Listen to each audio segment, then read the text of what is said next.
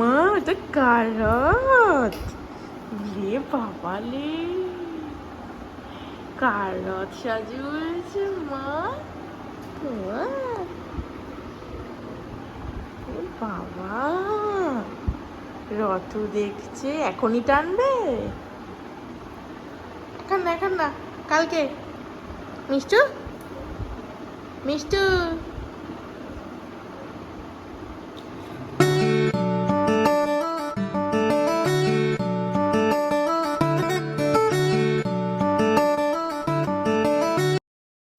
Hello everyone, welcome to Sreedha stories.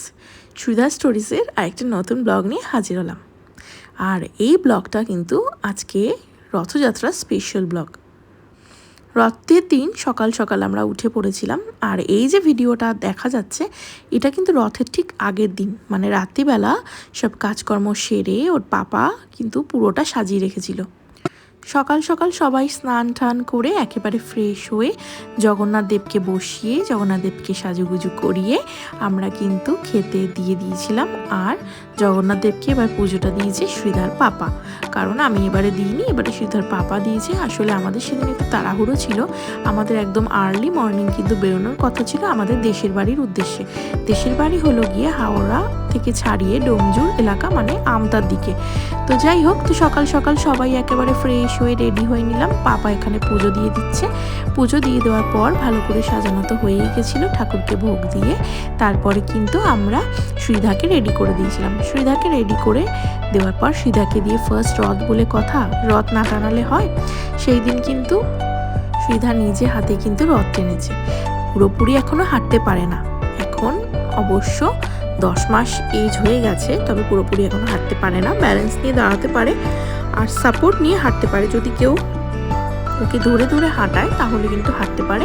আর এছাড়া sofa ধরে বা কোনো উঁচু কিছু টেবিল বা কোনো কিছু দেয়াল ধরে কিন্তু হাঁটতে পারে। একেবারে ছেড়ে আমরা এমনিতেও দিই না, কারণ ওর এখনো পর্যন্ত পুরো স্ট্রং হয়নি, মানে দাঁড়াতেও পারে বাট অনেকক্ষণ দাঁড়িয়ে থাকার পর কিন্তু পড়েও যায় ধূপ করে। তো তাই জন্য আমরা রিস্ক নিই না, কারণ নিচে মার্বেলে পড়লে মাথায় লেগে যেতে পারে, সেই জন্য। এখানে শ্রীধা কিন্তু একেবারে রেডি হয়ে পাপার সাথে ম্যাচিং করে ড্রেস পরে নিয়েছে।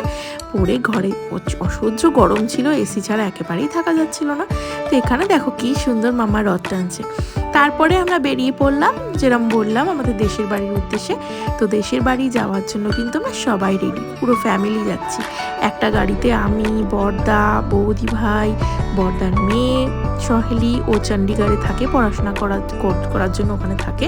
আর এখানে ও রিসেন্টলি এসছে, তো ও আমাদেরকে জয়েন করেছিল। আর আমার শ্বশুর শাশুড়ি, শ্রীধার পাপা, শ্রীধা সবাই মিলে কিন্তু রওনা দিচ্ছি। একটা গাড়িতে আমরা টোটাল ছিলাম 9 জন। তারপরে আরেকটা গাড়িতে কিন্তু ছোটদারাও ওই দিক থেকে যাচ্ছে। ওখানে ছোটদার বউ, ছোট কাকু, ওরা সবাই ওখান থেকে বেরিয়ে গেছিল। তা আমরা চলে গেলাম এখানে বালি ব্রিজ ধরে সোজা। আর এখানে শ্রীধা দেখো না কীরকম এনজয় করছে। আমরা যখনই কোথাও যাই না কেন, শ্রীধা অলওয়েজ সামনে ফ্রন্ট সিটে বসে আমার সাথে, সামনে বাইরে দেখতে দেখতে ও যেতে পছন্দ করে। আর ড্রাইভার আঙ্কেলকে দেখতে ওর খুব ভালো লাগে, যে ড্রাইভ করে তাকে কিন্তু ও দেখে, হাসাহাসি করে, ওর এইসব চলতেই থাকে সারা রাস্তা ধরে। আর ওই ড্রেসটা আমি পাল্টে দিয়েছিলাম, তার কারণ হলো ওই ড্রেসটা নতুন, আর ওটা পরে একটু গরম বেশি লাগবে বলে, কারণ এসিতে থাকলে ঠিক ছিল। তো ওটা চেঞ্জ করে আমি আবার এই 1/6টা পরিয়ে ওকে কিন্তু নিয়ে গেছিলাম। কমেন্ট করে জানিও কেমন লাগছিল শ্রীধাকে। আর এখানে শ্রীধা তো সবার সাথে আড্ডা গল্প করতে করতে ঠিক কিন্তু বাইরের প্রকৃতির দৃশ্য দেখতে দেখতে আমার সাথে এনজয় করতে করতে, আর মাঝে মাঝে আমরা একটা জায়গায় দাঁড়িয়েছিলাম একটু খাওয়ার জন্য। ব্রেকফাস্ট যেহেতু বাড়ি থেকে করে বেরাইনি আমরা কেউই, তো বাইরে এক জায়গায় সলপের হাওড়া সলপ যে জায়গাটা রয়েছে, ওখানে একটু হালকা আমরা কচুরি ব্রেকফাস্ট করে নিয়ে তারপর পৌঁছে গেলাম দেশের বাড়ি। মোটামুটি আমাদের পৌঁছতে টাইম লেগেছিল 3 থেকে 3.5 ঘন্টা। আর এখানে জ্যাম সেরকম ছিল না, যদিও সেদিন রথ ছিল, ভেবেছিলাম খুব জ্যাম হবে, আর একটু দেরিতে বেরোলে হয়তো আর একটু ট্রাফিক পেতাম।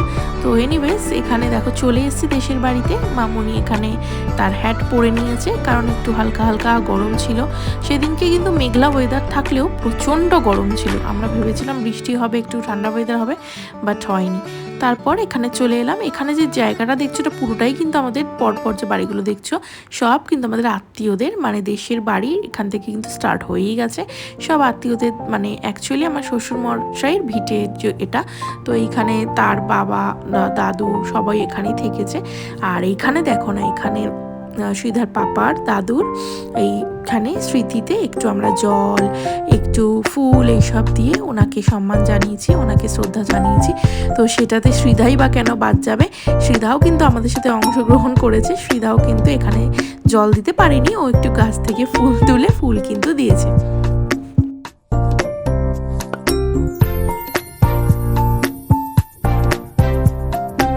সবাই আমাদের সাথে সাথে এখানে বড়দা যেমন দিচ্ছে, বড় বৌদি, সহেলি সবাই করে নিচ্ছে। আর ছোটদা ছোট কাকুরা আমাদের আগে পৌঁছে গেছিলো, কারণ ওরা অনেক সকাল সকাল বেরিয়েছিল। আমরা রওনা দিয়েছিলাম অনেক লেটে, আমরা 9টায় বেরোনোর কথা, সেখানে 10টায় বেরিয়েছি। আর ওরা 7টার সময় বেরিয়ে অলরেডি 10টায় এখানে পৌঁছে গেছিলো। আর আমাদের আস্তে আস্তে 1টা বেজেই গেছিলো। আর এখানে দেখো না, এখানে সারাদিন খাওয়া দাওয়া হই হুল্লোড় করে তারপরে আমাদের কিছু কাজ ছিল, সেগুলো করে মিটিয়ে দেখতে দেখতে কীভাবে সন্ধে হয়ে গেল আমরা খেয়ালই করিনি। আর এইখানে দেখো না, এটা হলো ছোটদা, যেই ছোটদার কথা বলছিলাম, আমার ছোট ভাসুর বলা চলে। তো এখানে ছোটদার কোলে উঠে ও কিন্তু খুব হ্যাপি, যেহেতু ছোটদা একটু হাসি মশকরা বেশি করে, আর শ্রীধা যেহেতু হাসি মশকরা বেশি করতে পছন্দ করে, তাই জন্য কিন্তু ছোটদাকে খুব ভালো লেগেছিল, ওর ছোট জেঠু হয়। তারপরে এখান থেকে রওনা দেওয়ার পালা হয়ে গেল।